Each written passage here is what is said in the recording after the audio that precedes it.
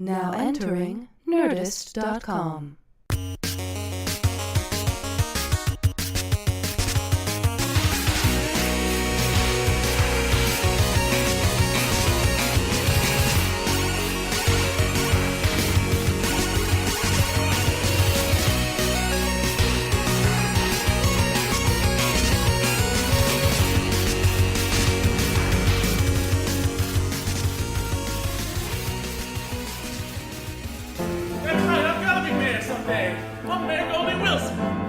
A colored mayor, that'll be the day. That'll be the day. I'm gonna clean up this town, Mr. Carruthers. Yeah. Well, I wish we had been more. McFly, flying so high. I wish we My had name's been George Flying, ain't no peeping Tom. He's British for no reason. We should face it this way, and then. My name's George McFly. Yeah, what? Now that I've stopped my dad from meeting my mom. So for the podcast listeners, Donald Glover is our guest today, and we're at the Bumbershoot Festival in Seattle. And the room that they put us in is clearly some kind of Glee Club audition space. Yeah. Black Nativity. They're casting Black Nativity, which I will leave you guys to. Oh wow! It's a doctor in spite of himself. Oh, that is not. That's not. I feel as though it's a body doctor, maybe. It is a What's body. weird is that he looks so lecherous. Yes, exactly. Black Nativity is right here. He's always wanted to be a molester, but he's just a doctor. He's in just spite a of doctor. himself. Yeah. Damn it! Every time he tries to molest, he His ends up skills saving are their so life. geared towards doctoring. He Yeah. can't do anything but it. I'm gonna take your temperature. Oh, I'm just gonna save your life. In Oh spite my of God! myself. You have cancer. I'm sorry. Every time he wants to do something lecherous, it's like I was about to molest you. But now Let me feel those breasts. oh my God! Oh, door. You probably shouldn't eat that's- that. Damn it, I can't do Are it. you ready for That's your not Christmas benign. chocolate? Get the insulin! You guys were when Donald and I came in. You were not opening the door, and Matthew shows up at the door outside. Out of breath. We're banging, he's out of breath, drenched in sweat. We hear the piano playing, and Matt says very matter of factly, "Sorry guys, we were just writing a Back to the Future musical." It's true. And they actually were. We weren't lying. Yeah, it was like from the Back to the Future musical from the perspective of Mayor Goldie Wilson. Yeah. It's more about his struggle as starting as a guy that cleaned up. It was about time. I like that. Running for because re-election then in 1985. A lot every of once in a while, you just hear little pips of what the way more interesting thing of time travel in this guy's life, which is really awesome. That's fantastic. That's a great idea. That's a great idea. We should start the Twitter hashtag Donald Glover for Mayor Goldie Wilson.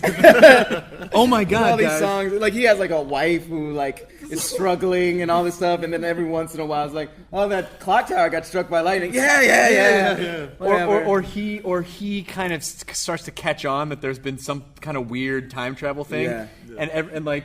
but he has to hush it up because everyone's gonna think he's crazy. Oh yeah. So it's just his constant struggle with It's this weird I political can't thing. tell them what I've seen. Yeah.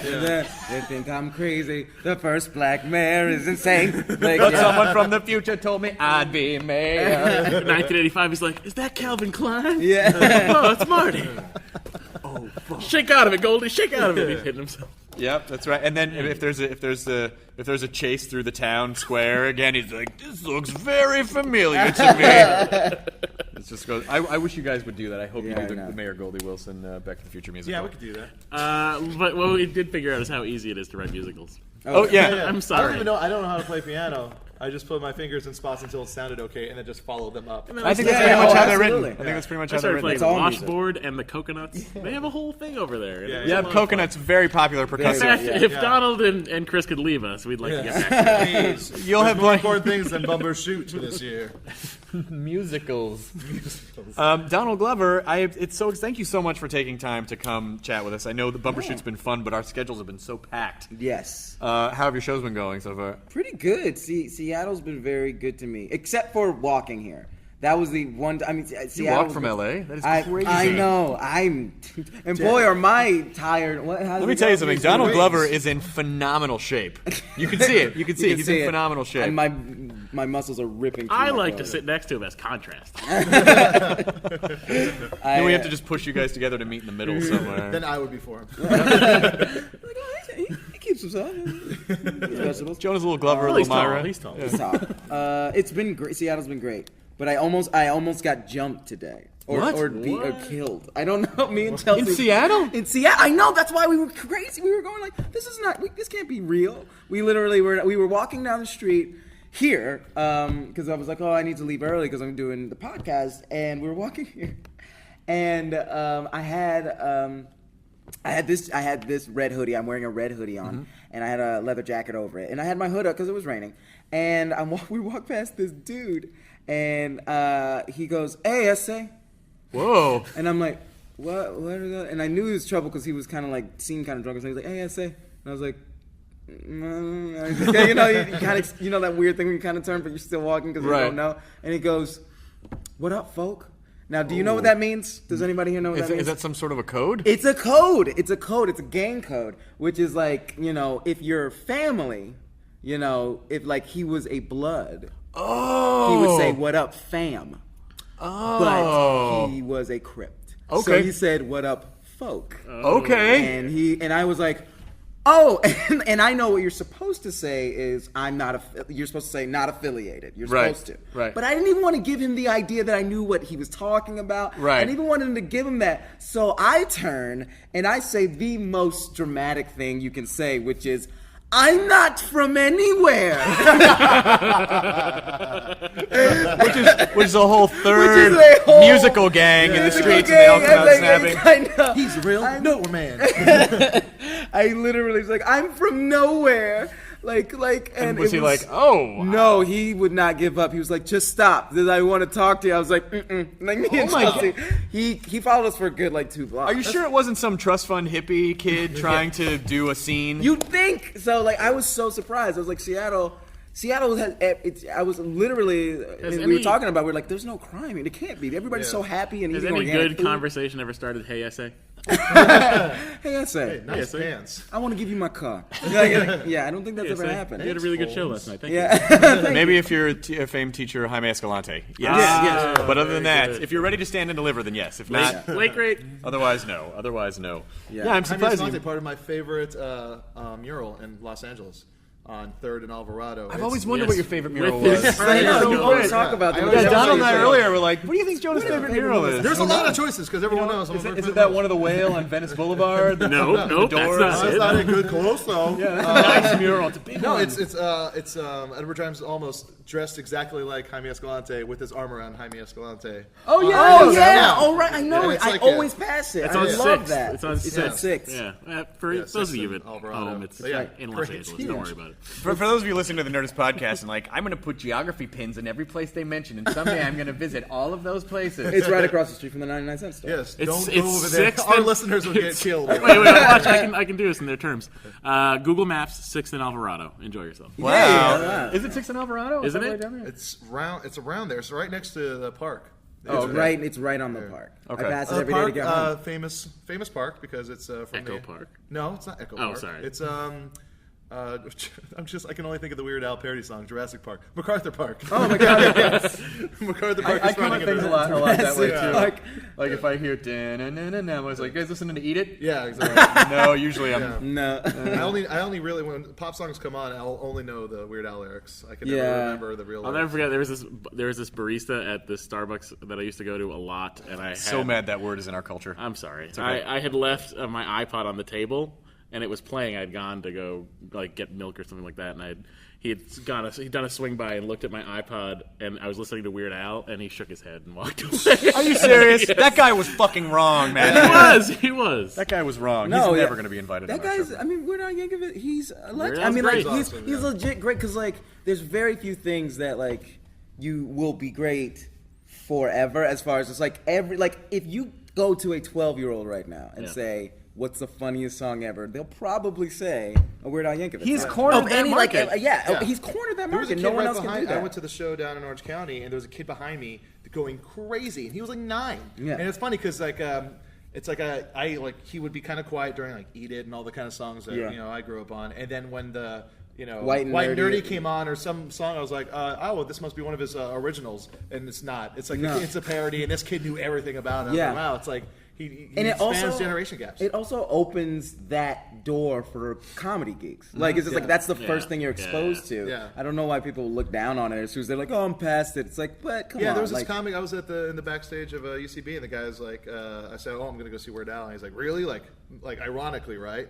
I said, "No." I was like, "I think he's awesome." He's like, "What?" Yeah. Like it's like he was like basically like, "What? David Cross doesn't like." Yeah. I don't know. He calls him David down. Cross was in Curious George. It's like, what are you doing in the backstage of UCB if you like Weird Al? Like, you know. It's like, yeah, this is like People he's- get too he's uppity. good. I know he's good. He's good at it. he's That's the great, thing. He's yeah. not bad at. He's very good He at is it. phenomenal. Like if you listen to like a hardware store, the harmonies in a hardware store are insane.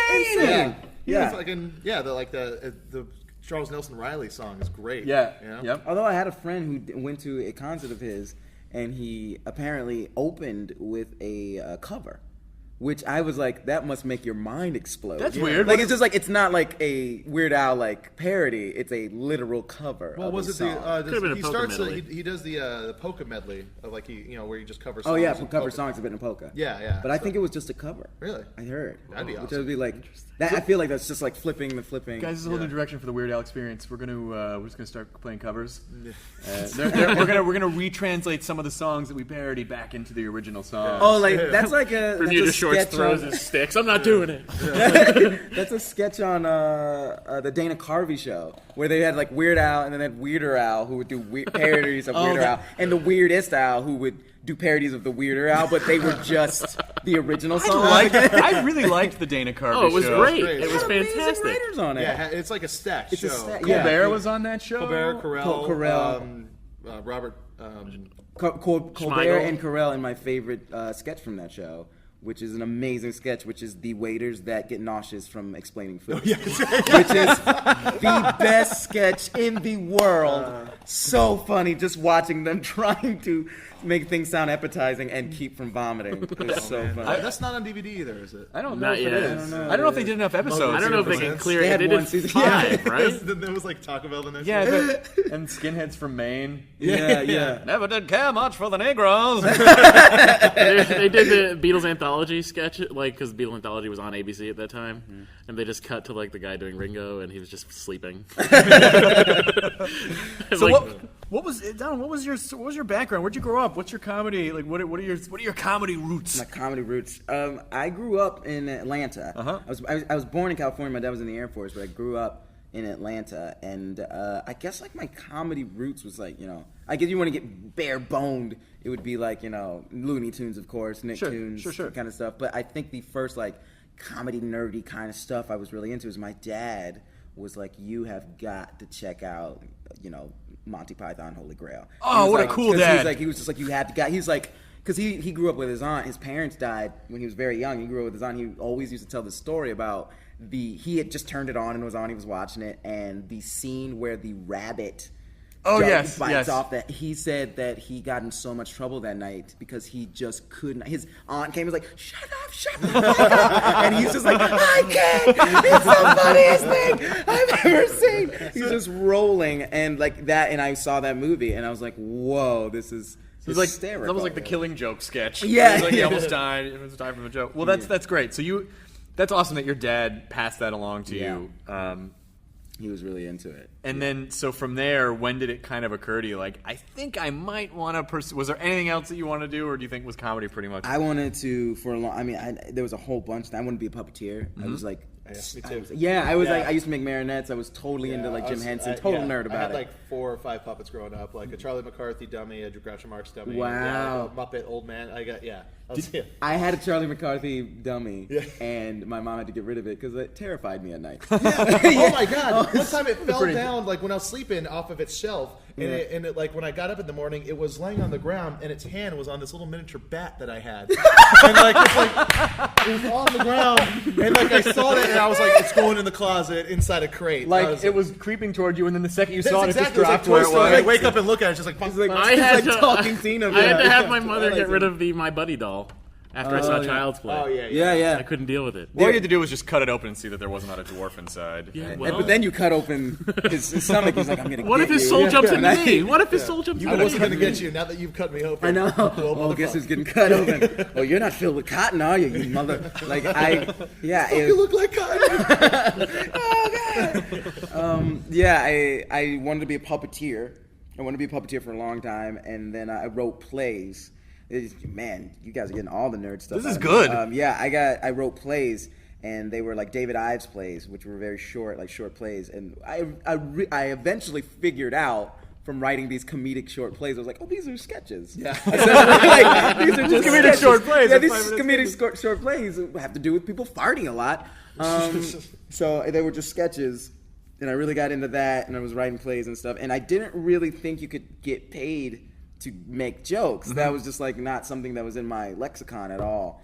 So I went to, but like in my high school yearbook, if you look at it, my thing is most likely to write for The Simpsons. Are you serious? Which is crazy, yeah. Which is really which was like my pride and joy. Did you ever write a Simpsons spec script? A lot of writers That's do. how I got my 30 Rock job. Are you serious? Simpsons spec script, and then Everybody Hates Chris. Now, for people who don't know that are listening, in the business, it is generally regarded that you should never try to write a Simpsons spec script because it is very hard to get. Like, you think you have an understanding of the characters, and it's very hard. So if you did that successfully, that is a huge deal because so many shows I've worked on, people are like, Don't even someone try. wrote another Simpsons Yeah, spec, yeah, and yeah. it's and it's usually it's a rough go. But Yeah. that is incredible. So then you started working on 30 Rock. Yeah, I started working on 30 Rock, and that, Tina and them were just amazing and smart, and like those guys wrote for like Family Guy and Frasier and Yeah.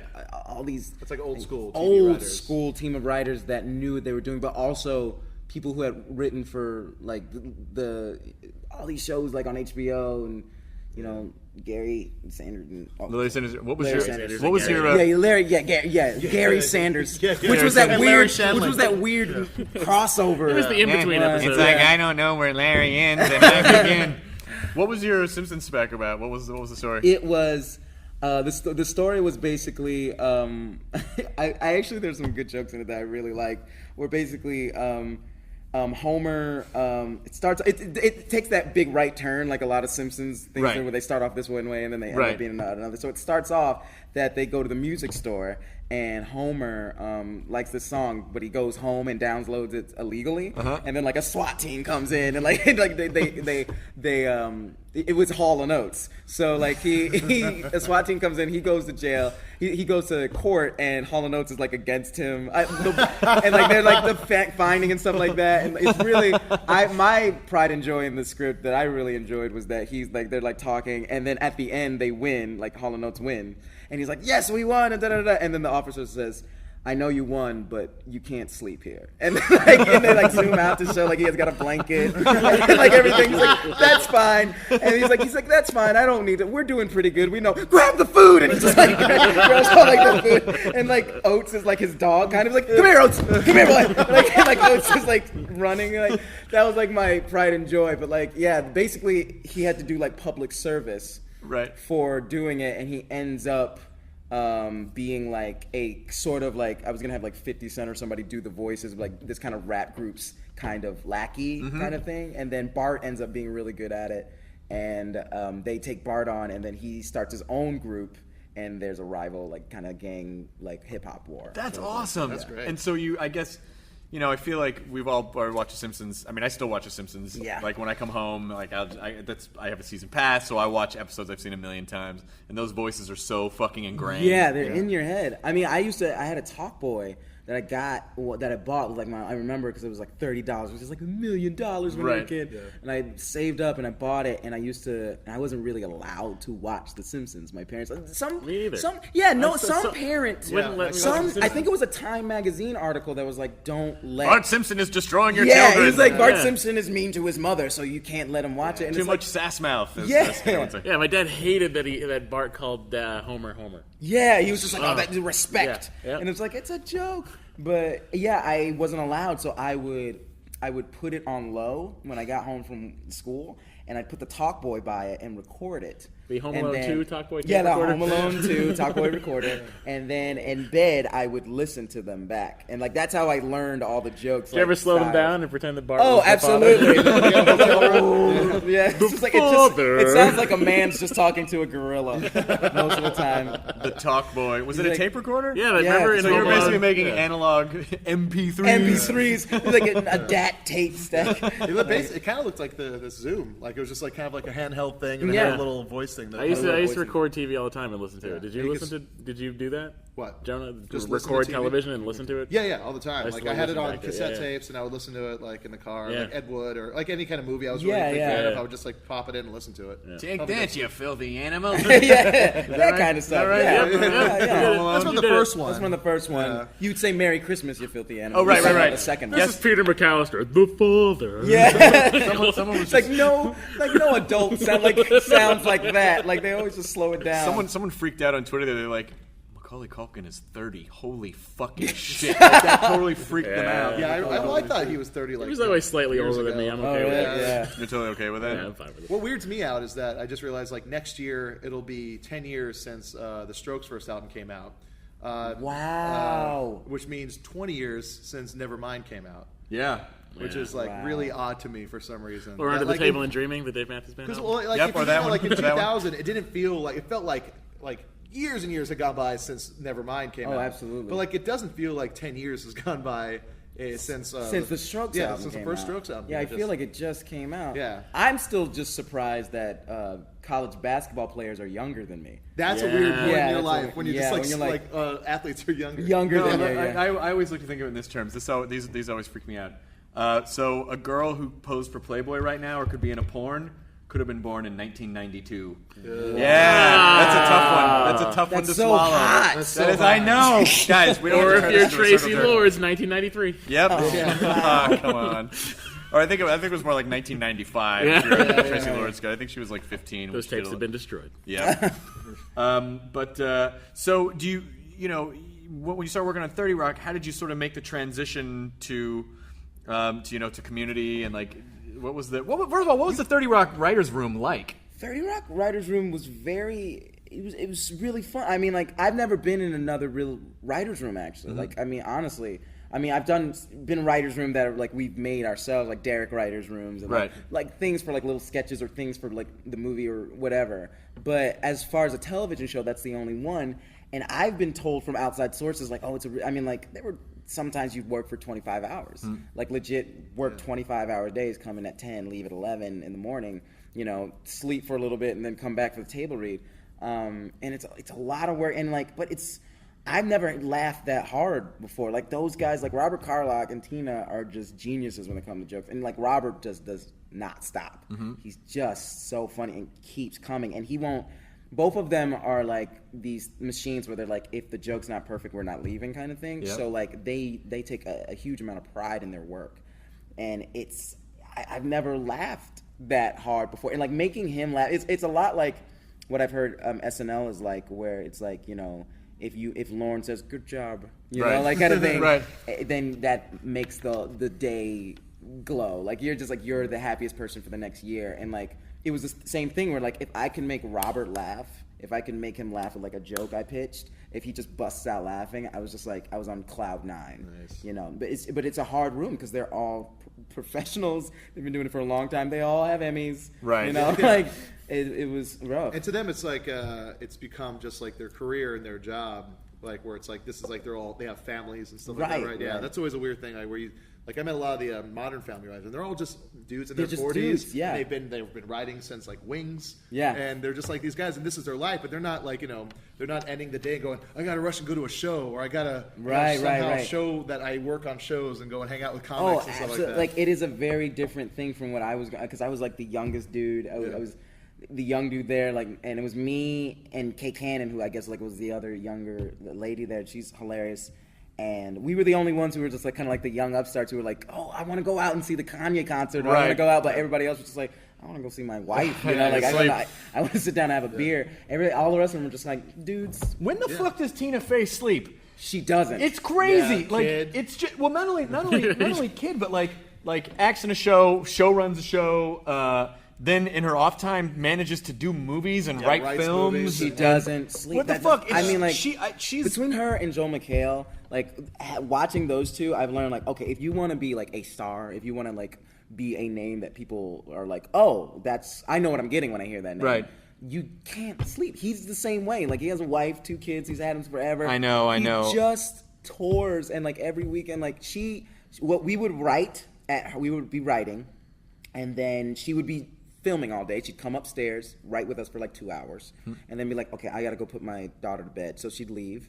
She'd give her daughter a bath, play with her for like 3 hours, put her to bed, and we'd come over to her house and write into the night. oh shit. And she just wouldn't stop. Yeah, and that's what I think. So many people. I mean, our culture now is so obsessed with being famous, and so like when you hear about like that or like Joel or people that you respect that kind of earn their place, you get so fucking mad at someone who's just a douchebag on television, some reality show like. It's just like, oh well, good job. I married Heidi and voila. Yeah, exactly. Exactly. I mean, that's like being known. That's not like celebrity. No, I mean, but it is this weird thing where there's a big difference because I mean, like I read somewhere that like most kids now, if you ask them what they want to be when they grow up, They wanna be will famous. say famous. Yeah, for They won't nothing. say for nothing. They don't want to. They don't care. They say famous, which is before it was just like successful. That used to be. It used to be I want to be successful. Now it's just famous. well, which I they really think that's the interesting. same. Now the situation makes $8 million a year. Yeah. I'm fine He will with crash whatever and burn, though. There's I'm fine no with way. whatever Yeah. they do, though. Just like I just hope they stay away from comedy in general, because there's the kind of people that just like they want to be famous. So like, oh, I'll do stand up. Well, they can't though. They can try it, but they will fail. They will like fail. That's comedy. true, Comedy yeah. takes work. Yeah. Right. Whenever anyone says like, whenever I can tell someone doesn't have the stand-up gene, but they're like, oh, that's easy. I want to try that. And I'm always like, try it. Try it for a while. See what it's like for a month. For a month. Go on the road. Give it a shot because it can like we've said on this podcast a million times. It can be not rewarding for other than just getting up and doing it. So Yeah, I try and tell everybody, it's just like, if you don't like it, you're not going to You do will not well. stick with it. You won't stick with it because there's no, like, that story like Seinfeld tells, like, kids when they come, it's like, I want to be a stand-up, da-da-da-da, and he'll be like, you're never going to make it, don't do it, it's too hard, you're never going to make it. And his philosophy is like, if they can take Seinfeld being like, you're not good enough, you're never going to make Right. it, then he's just picking off the weak ones. You Yeah. know? And he's just like, true. it's true. Like, if you can take Seinfeld being like, you're not going to make it, and you still do stand-up, you want to be a stand-up. Yeah. You're not going to do anything else. You're not going to be a doctor. Yeah. You know? In spite of himself? Yeah. the doctor I mean, in yeah. spite of himself. Yeah. True. Yeah, Ken Jeong. I'm gonna molest you. Oh, take this antibiotic. Oh my God. You're very sick.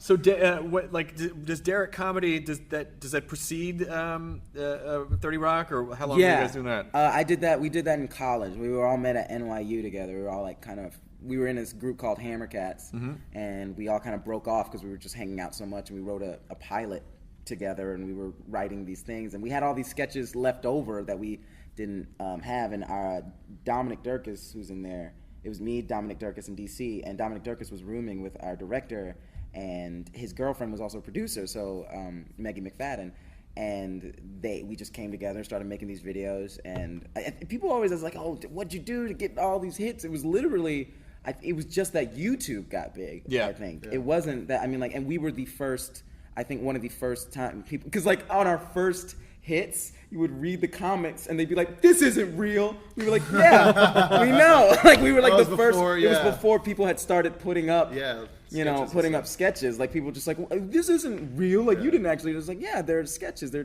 tiny movies. By the way, that brings up one of my favorite sketches of all time, which is the one where you shit your pants. Oh, Jerry. Jerry shits his pants. Like I hold that up to like my favorite sketches of all time. Oh, yeah, wow, it's like, that means a lot. Yeah, I I can't handle it sometimes. Like I just and like it's not the kind of thing where it's like I tell somebody it's like, oh, you should check out the sketch. I'm like, here, I'll show you the sketch, and then it's just me like, watching you. That's on the necklace. You open it up out of the ball. Yeah, it's great. It's a fantastic sketch. That sketch literally came from a kid in my class who, he didn't shit himself, but what he did was he covered himself he peed himself, and everybody smelled it, so he went to the bathroom and somehow got cologne from somebody, so covered himself in cologne, smelled even worse.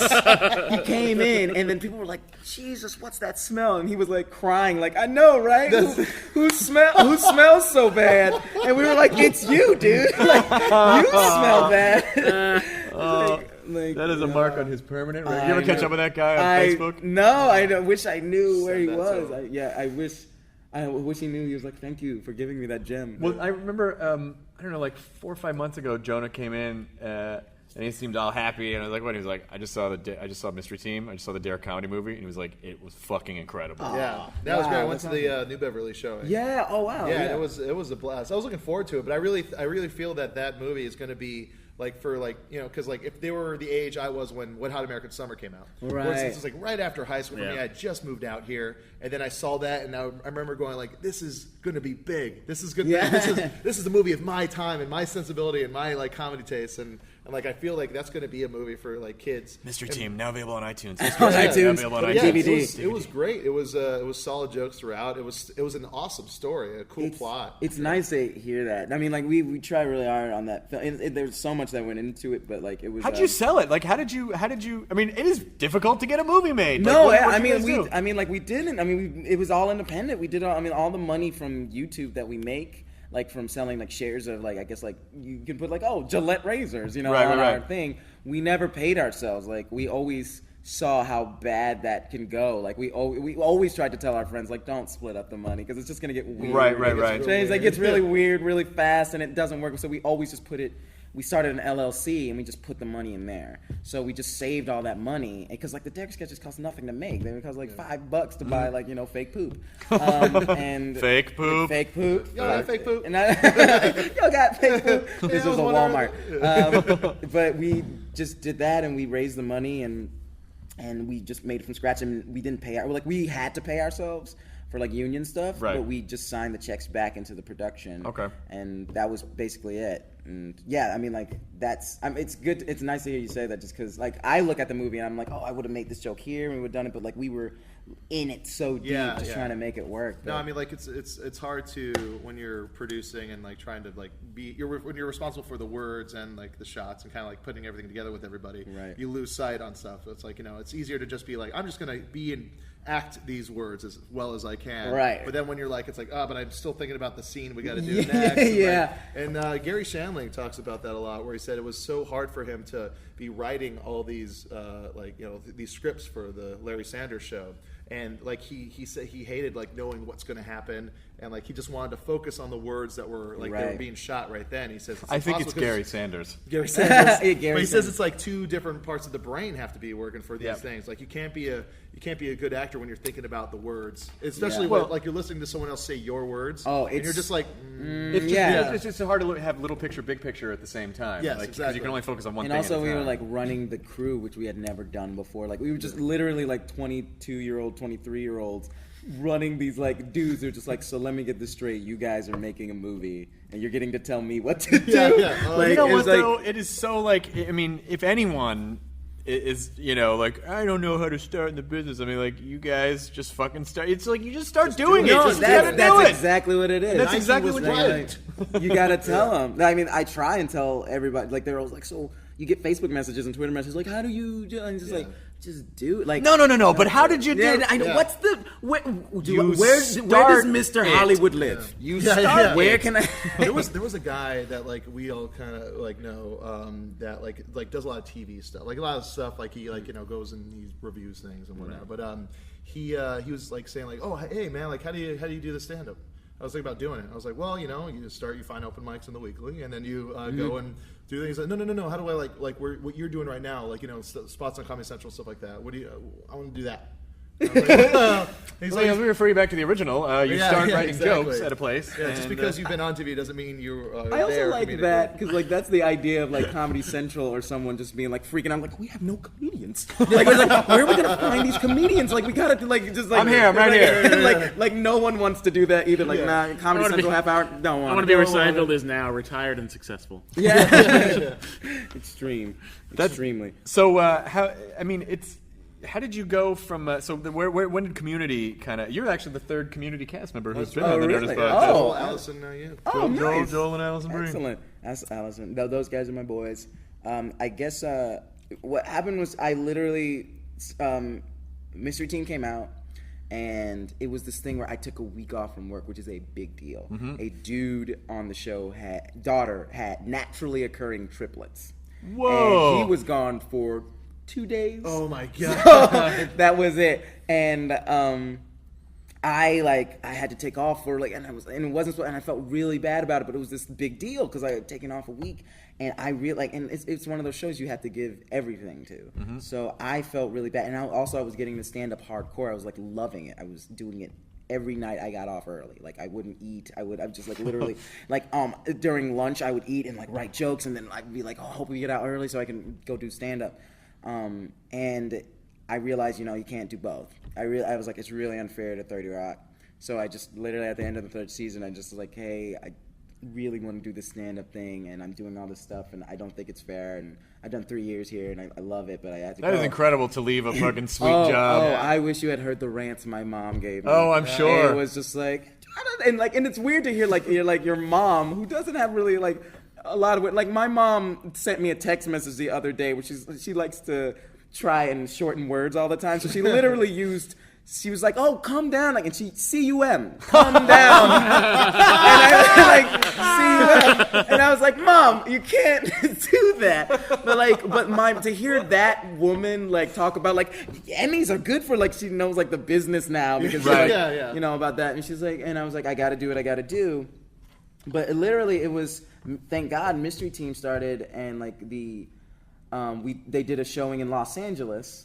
And the Russo brothers were there from Arrested Development fame. I had seen Jerry.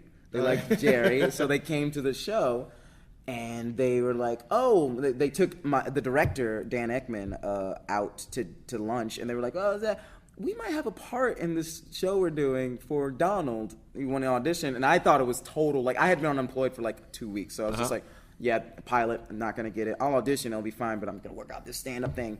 And literally just sent a tape in. 2 days later, it was you got it. So we'll fly you out to LA. Whoa! It was it never happens that way. Never. You never. And I was so I got the pilot literally, and I was you mean I got a camera test? And they're no, you just got the pilot. So it was really cool. You show up on set. You're okay. So am I auditioning? Yeah. Am I still auditioning? Is this a very complex It was screen very. test? It happened really fast, and my man. I mean I hate telling. That's the thing. I hate telling other comedians that story or the 30 Rock story because it sounds like bullshit. Yeah. But it is this, and I always used to feel bad about it. But I also was Joel brought up a good point. He was well, when that 30 Rock thing happened, you had the scripts. How many people would have a good script ready? Because I sent him that script that night. Literally, he emailed me, and the same thing with the community thing. It's it's about really liking it and being ready when it happens. So you you know what? That is constantly because some people bitter people will be man, Donald. Because if you look at your career, you're Donald's really lucky. He fell into this and fell into this, and you're no. You make your own luck. I had no friends You fucking in college. you show up when opportunity presents itself. You have to be ready. I try and tell them no friends in college. Of course I had friends, but I didn't do anything but comedy. That was it. I was at UC. I interned at UCB, cleaning out tampons and all that stuff, so I could take classes for free. And I watched every show. Wait, how many tampons are they storing at the UCB? A bunch. It is a tampon farm. That was the bad job to do. You as an intern, it'd be oh, you got the women's bathroom, and now you'd be oh, God. But that's the thing you have to do. Comedy though. women bleed a lot. I don't know what to tell you. Yep, that's why they're comedy women. They have to go into comedy Comedy because women are rejecting eggs at a rapid pace. At a rapid rate. Right. That's the thing you gotta do. I mean, when I was graduating high school, all of my friends were moving up here to Seattle, and all my core group of friends I was in bands with, these are my brothers, and they all moved up here, and then I moved to LA because I wanted to do comedy, and I had no friends for a long time because that's all I did. Right. And it's something you got to do. You just kind of got to push away a lot of life stuff. Yeah. You kind of push away life in general to kind of do comedy. But it almost doesn't feel like a choice, though. You do it because you want to. You care about it. Yeah. And Right. it's more important to you than fucking hanging out again. And All not my doing friends anything. went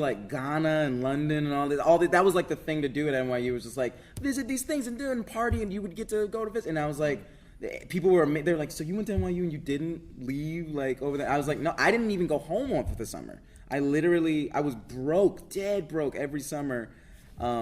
being an RA because they give you free room. But then I would just like skate around. I would skate around and do those things where they're just like, experiment, $200. I did those so many. I'm still fucked up from them. It's like, look at this number 2, and this flashing light will go, and don't eat cookies for a day. Like all this weird. I was stuff. going to ask about your shoulder cock. Did that come from? Oh my god! I thought you noticed it. Yeah, I did. Yeah. I was about to text you CUM down here. Yeah. Good thing it hasn't started singing yet. That's the weird thing. Sometimes Experiment. it sings. But that's how I made my money. It was like, but you gotta, like you said, if you love it, you'll do it. It really is about like it's a very simple formula, but one that people I think they seem to make it harder than it is. You have to start and then you have to work hard. Yeah. And you just kind of every once in a while sort of be aware, like, am I headed in the right direction? Is this what I want to do? And then you kind of dive back down. Right. And you see nothing but reasons to stop when you go do Yeah. comedy. You see these older guys that have just been doing these open mics for 20 years. They're just hanging out. They still have their jobs. Like, they had the job they had where they're like, well, I'll do this until it takes off. Right. And you see this, you're like, am I going to be that guy? Or am I going to be this guy that I see? Like, I got like... Yeah, it's this thing where, like, it's weird. I mean, like, but that's the point is for it to look effortless. Mm-hmm. But, like, I feel like I have a joke about which is worse, having a baby or having AIDS. And, like, it took a long time for people to laugh at that. Like, you can't just go on stage and, like, AIDS and babies are the same thing, and have people just, like, crack up. Like, people are like, no, make that funny.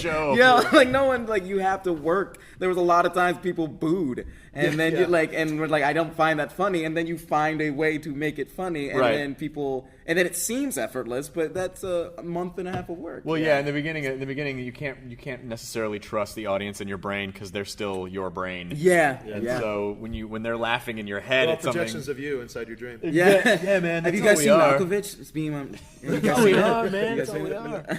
But is there a lot of? Well, first of all, both shows, is there much improv on 30 Rock? Is there much improv on Community? Or is it pretty much like these are the jokes? Just fucking... Well, the writers are really good, so the jokes are there. Like 30 Rock is, I mean, like every once in a while, like I guess the best way to put it would be like the jokes are super tight and the scripts are super tight and they're always there, especially with story structure. But if there's something better there that they come up with there on set, it always makes it in. And like... Because I don't know, there's an episode where she's trying to leave the room with 2 plates, and Jack is in the forefront, and he doesn't even see her. He's just like a waitress, and she puts it on like that, like that. And that was all made up on the fly, and they just literally just like, oh, it just worked. And both of them just improv, and that's the same thing that happens on Community. All the jokes are really tight and really funny, but if something feels right, like the other day that I was particularly proud of this, I was turning my back on Joel, like on Jeff's character, turning him back and like, oh, I gotta go where the heat is because all the girls were like on against him, so I had to go with the girls. And I'm like, yeah, you asshole, get out of here. And I have a girl like on my shoulders, like, yeah, you're such a jerk. And I turned Hanny and I go, hey, as an improv, I was just like, hey, do you know what the cleanest bathroom is? I was like very happy and like. If it's in character and it works and it's not destroying the story, they will leave it in. Oh, that's great. I mean, the cast on Community, I mean, 30 Rock too, but Community, like, what an insane cast of funny people on that show between you and Ken and Joel and Allison and Chevy. Yeah.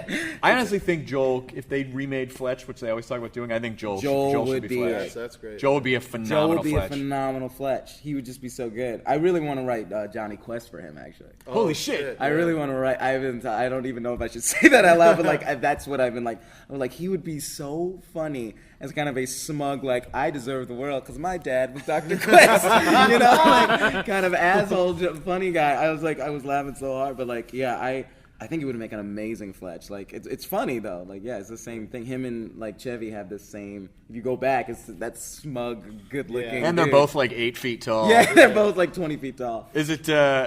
Were you a Fletch fan at all when you were growing up? Yeah, I was really into Fletch. Are you used to the idea that you're working with Chevy now, or is it sort of it's Chevy, like or at first like. At first it was like that, but then he goes, oh, you're a prick, like, and then he calls you, and then like you're just like, oh, he's just your angry old grandfather. I always tell this story, which is true. Like he's like, you guys never send me anything on email. And then like I was like, Chevy, what are you talking about? I sent you like a photo the other day, and he was like, but my email's in New York, and like that's a true story. And I was like, oh, you're 1,000 years old, you know. But I left my. I saw someone sent me a link. Where it's you walking by Chevy, like backstage, just going. I showed your trailer, Chevy. Oh yeah. I mean, go, what? he's like, what's going on? Like, yeah, I have. It's a bit that I do now called messing with Chevy or fucking with Chevy, where it's just I like my mom had the greatest comeback because I did one where I just like, hey Chevy, and he goes, what? And I go, I'm dating your daughter, and he goes, which one? Like that. And my mom saw it and she sent me. She was like, "You should have said the pregnant one." And I was like, "Mom, that's awesome. I should have." Great tag, Mom. Great tag, Mom. High five. Well, I would be remiss if I did not bring up how you should have been Spider-Man. Wow. But the power of Twitter, I feel like. And the message was heard by Sony, but I'm sure a lot of guys, if you listen to this podcast, you probably know this. But did you say you wanted to be Spider? How did it start? There was a Donald Glover for Spider-Man campaign that lasted for a while before they gave it to that British kid. Yeah, there was a website, a popular website, that was like, if they're gonna remake the Spider-Man movie this early, they're gonna redo it so fast and reboot the series. Why does Spider-Man have to be just like another white kid? Like, why not just have it be like contemporary? Like, try and Dark Knight it up and make it like, you know, if it's in New York, it could be a Latino kid or a black kid. And one of the comments, and they posted a big picture of me, like, Donald Glover's a nerd and he'd be perfect because he's witty. And I was like, I was really touched. I was like, because I had never even thought about that. About being Spider, no one does, you know. So I wrote on my. You think about being Spider-Man? I could do it. Myra for Spider-Man. Spider-Man. And I was just like, I wrote on Twitter, I would love to be Spider-Man. Let's make this happen. As a tongue in cheek, like as a joke. I just thought it'd be funny, and I put the hashtag down for Spider-Man as a joke, and people just got on board. I was really touched by how many people got on board immediately.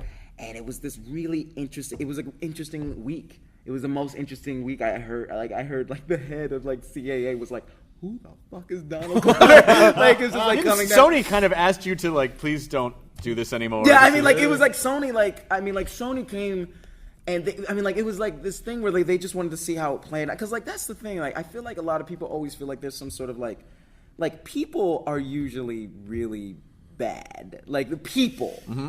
A person is really bad. That's what I mean. Like, people in general probably usually just want to do what's best for a lot of people in general. And, like, that's the thing. Like, I don't think Sony's there's like, we're never going to make a black person Spider-Man. They don't care. Right. They would make, like, I've read something that, and it's true. It's like, if Will Smith wanted to play Hitler, we'd make a Hitler movie. Right.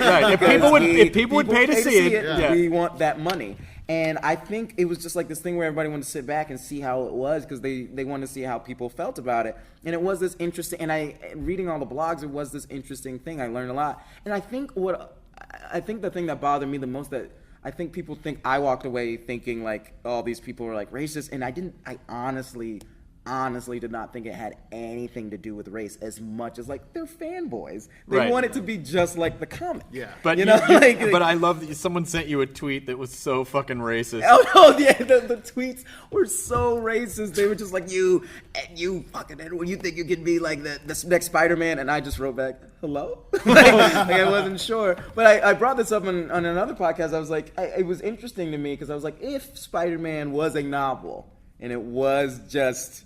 If it was a novel, had no pictures, and it was just a poor kid who lived in Queens with his aunt after his uncle got shot in the street, you probably think that would be a black kid. Of course. You wouldn't think it was a white kid, necessarily. But, I mean...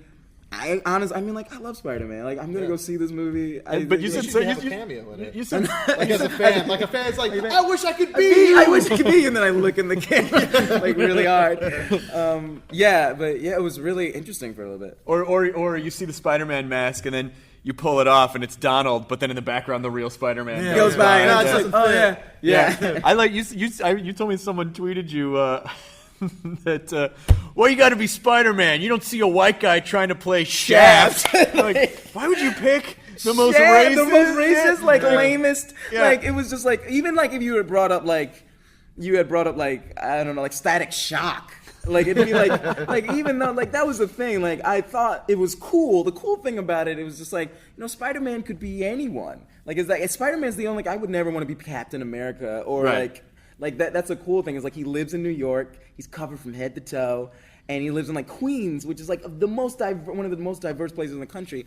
And I thought that was always interesting, like the whole like Shaft thing is like Shaft and Static Shock and those guys have to be black. Black Vulcan has to be black. Yeah. That's part of his thing. Like that's the part of the thing about their. I never want to, like, I would, to this day, I wouldn't want to play a superhero whose identity was being black. Right. Like I just wouldn't want to do it. It's just not that interesting to me. That's why Spider-Man's so interesting. Like he feels so responsible. That's for too bad his because I have the uncle's script for death. Meteor Man 2 that I was What? hoping. Let me see. No, well, no, you just said. We talked about that last night. Meteor Man last night. Well, I'm Mantis. only taking offers for Blank Man. Like that's the only one. I'm only taking offers for Blank Man. What was the SNL sketch with Sinbad where he's going to Superman's funeral and they won't let him in? He's like, I'm Black Lightning. Everyone knows who I am. I was like, I don't know who that is.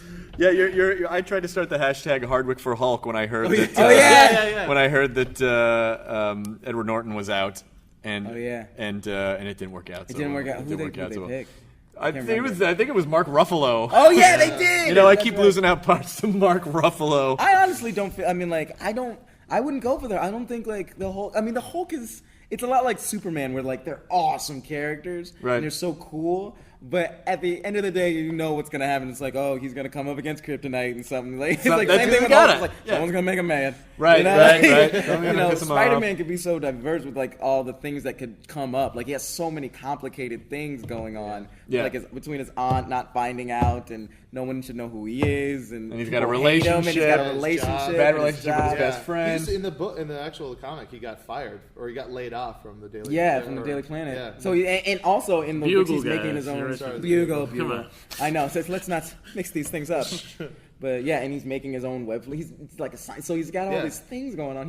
As a friend of mine said, he's always at the edge of being crazy. Like he could at any moment just. Well, yeah, lose his because mind. if you think about what is driving him, it's this crazy like I have to get back at the world for what happened. I mean, like I have this responsibility and now I have to fucking. It's not because he wants to do it; it's because he has to do it. And he'll never do enough to make it okay. And he'll never get appreciated for it. Yeah. And like that's why when he's not working and he has to fucking deliver pizzas or whatever to just to live. Right. And he can't really get celebrated the way or make money the way that he really. And when we were talking, I mean, like, and not to harp on it, but like when we were talking, like me and Dan Ekman, the director, we were like geeking out when it was at full height. We were like, what if I got to play Spider-Man? That would be so crazy because like it would be this interesting thing of like, it would be cool to have everybody, like, you're Spider-Man and like this black kid, and they're like, oh, they just like they assume he's white, right? So like it would be so interesting to have him just like, God damn it. They just assume it's just. But if Hollywood would be like Black Spider-Man, like they'd have to make that part of the identity. Part of the identity, and also like hiding out, like somebody brought the funniest blog thing I read was just like the problem with it is if ever he took off his mask, they would assume he was the bad guy. Oh my! And I was like, is Spider-Man a Black Widow? Let's find out. Which I thought was so funny. I was like, where do you live? God damn it! It was dope. Wow. So, we only have a few minutes left, but I do want to talk about you put out a hip hop album. I did, and I was reading a review about just that it is fucking awesome. It is. So, what's was that just something like I want to do this, so I'm just gonna make it happen? I used to. I mean, it was actually. When Derek was starting, we used to go to my room, and I had like the worst turntable set and like a piece of plywood they used for beer pong as like a setup, and I just had it in my room, and we would write sketches and just mess on the turntables. And it was a really interesting time in my life because I was really into indie, I was really into like Sufjan Stevens, all that stuff, and I remixed that album I remixed one song. Can I have that? Yes, absolutely. It's Come on, feel the Illinois. Yeah. I remixed it. And I got such a kick out of it. A friend of mine gave me a Fruity. I remixed the whole thing on Fruity Loops before. I know I remixed it on Fruity Loops. That's a crazy idea now because it was so basic. But I made an album just for fun called like The Younger I Get, and it's the worst sounding thing ever. Like, I did it all through like the computer mic on my laptop, so I'm like singing into my screen. But I had been making music for like a long time, and this was the first one where I was like, it's not. I'm gonna put it out there. The other ones were like I would just make them and put them out, and like my friends would hear them, and other people. I had like a small cult following, mostly because of MC Chris, who's like a great, we know awesome him. MC. I mean, I don't know. Actually met him? I feel like maybe I met him at UCB. You guys met him? Yeah. Yeah. I met him He's cool dude, and I was doing stuff with him. But this one, I was like, I need to just stop being afraid and just meld my love of like indie rock and hip hop. So I was like, I'm just gonna do this album. And I'm gonna rap about the things I like and use guitars and rap about girls. What's funny about it is that my friend Cash, he said, "Oh, you should download Donald Glover's album," and he says it's such a weird thing because it's like, as a comedian, more often than not, you kind of got to be a little humble and a little self-deprecating. But as a rapper, you have to be kind of boastful and he's like, and he figures out how to pull off both. I try, it's a weird, and I figured out, I think, just like doing the album, like it's. If you say that, people understand more. Like, that's the thing. I was really scared to do it for a long time. It's just like, people are just going to be like, Eddie Murphy tried the same thing. And like all these comedians or actors turn rappers or writer or musicians. There's more self-awareness in yours, where it's like, you talk about if you just, like, if you stopped doing comedy, you would be like, you had a couple lines about just if I wasn't writing scripts with Tina Fey. Oh yeah, I would killing it. Yeah, that's what I try and say is like I have lots of things. Yes. In the new, I have a freestyle coming out next week. Nice. I say basically how do I put it? I don't even know how to actually say it, but it's this idea of you guys better be better than me because I'm doing 3 other jobs. Exactly. Which is like, it is boastful and that stuff, and that's something that comes along with hip hop. But I try and make it relatable, which is interesting because it's this funny thing where I feel, I try and give a voice to like indie kind of like kids who like hip hop, but don't feel it relates to them, and that's okay. Like that's the point of hip hop and rock is like sometimes hearing stuff that you wouldn't hear. And I feel as though like the people who hate me the most as a musician are the ones who just like, you can't rap about Tina Fey. You just can't. It's not rap music. But just because no one's done it yet. Because no one had the opportunity to do it yet.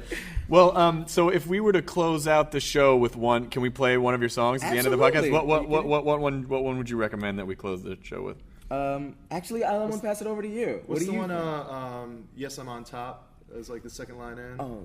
Oh, Hero. Yeah, Hero is a great track. Yeah, like I think that plays in very nicely to the Spider-Man talk. Oh talk. yeah. Do you mind if that's the song? I would love that. I would be honored. Great. It's very aggressive and very like grandiose. And where can people? Is the album on iTunes? It's actually at cul-de-sac-album.com. Okay. And you can just download the whole thing for free. You can listen to it for free, whatever you want. It's like I don't want everybody should know like this is something that burn it for everybody. Do whatever you want. I'm not worried about anybody stealing it. Like it's literally no, steal it, please. Guys, please steal it. It's free. Yeah, well, I mean, you were certainly, first of all, like, and people give me shit sometimes because they're like, how come you just kiss your guest's ass? And it's like, no, I'm just nice to people because I like people. Also, why would you bring on somebody you hate? Yeah, Donald, you're a prick. Hey, fucker, you like that stuff? Why am I being attacked? But honestly, like, you're such a nice dude and so fucking talented, and I think you're an excellent example to any young artist who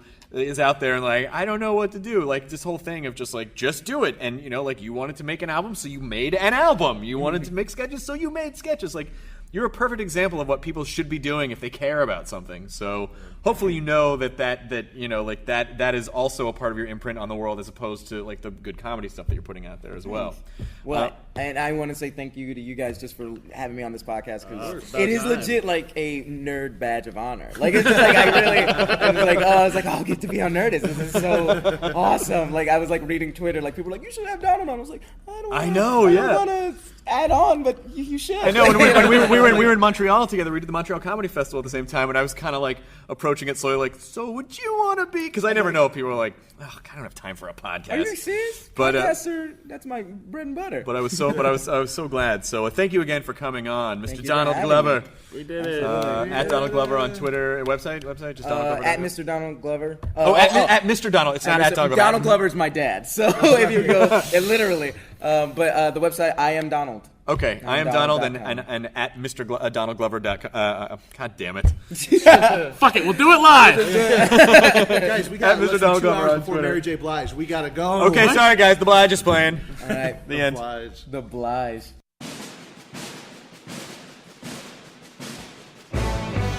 Yeah, yes, I'm on top. I'm going in